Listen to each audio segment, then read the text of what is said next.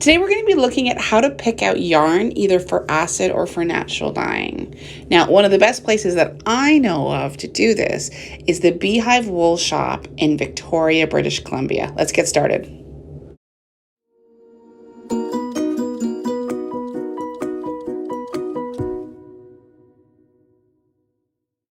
So when you first walk into a wool shop, it can be really exciting.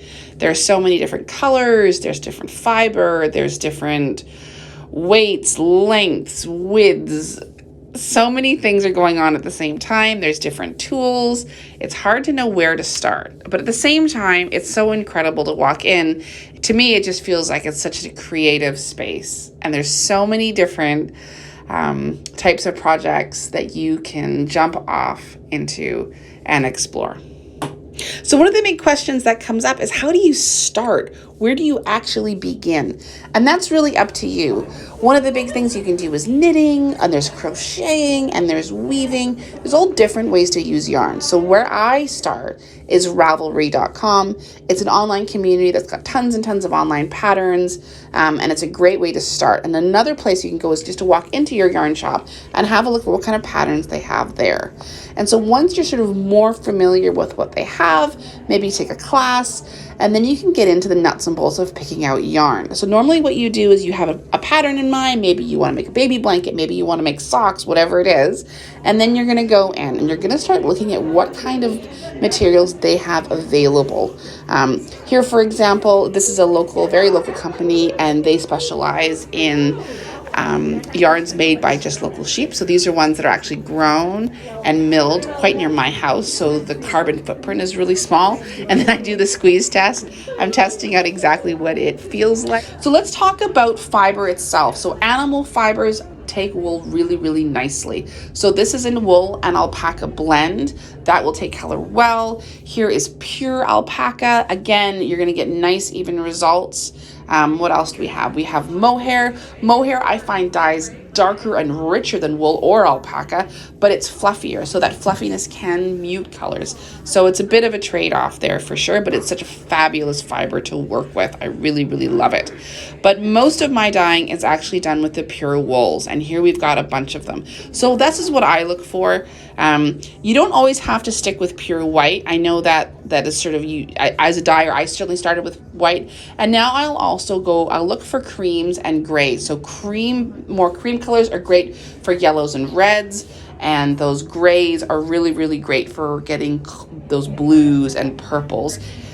This was a really interesting wool that I love, that the colors are plied. So this wool is plied itself with a lighter color and a darker color. I think this would be really, really interesting to try dyeing with. And they're not just animal fibers. There's also plant fibers like cotton and linen. This is an organic cotton, and it's such a beautiful, beautiful, rich, lovely, soft fiber. So I picked some of that up. I'm really excited to try for. But one of the things I really like about the Beehive and shops like it is that they group all of their natural colors together in a group to make it easy to pick out. Now, some yarns are not so great for dyeing. For example, sock yarn tends to have 25% artificial fiber that doesn't take dye up as evenly, so you're not going to get as deep results. So that's one thing that I would just be a little bit careful of. But in general, I would head in, have a look at what they have. Don't be afraid to look around or ask questions, and make sure that you try and get enough for whatever project that you're going for. And definitely think about, okay, do you want to go with a plant fiber? Do you want to go with an animal fiber? Who is the project for? Is a great place to start. And then you can start zeroing in on exactly what you're looking for. Another thing that I really like doing is picking up one of these kits. So this shawl, for example, here's the kit that you can get with instructions as a gift. And then you can actually dye one of those skeins. Look at that gray. I think it would take color really, really beautifully. So that's something that you can do as a gift. Or here's another, this is a cowl where you can see that gray. You can also take it home, dye that, and then give it as a gift. So that's something that you can do as an option if you're kind of stuck on a project. And also have a look around. Some of this variegated yarn, I might follow you home, because that's just the way that it works. So there we go. I had a great time hanging out at the Beehive Wool Shop and their gorgeous selection. It was such a fun day. And then I thought I would show you some of the things that I came home with.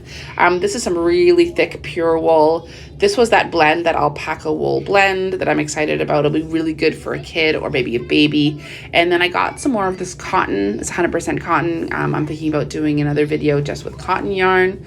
And then I got some of this really, really gorgeous this variegated sock yarn that I could not say no to. It was just so beautiful.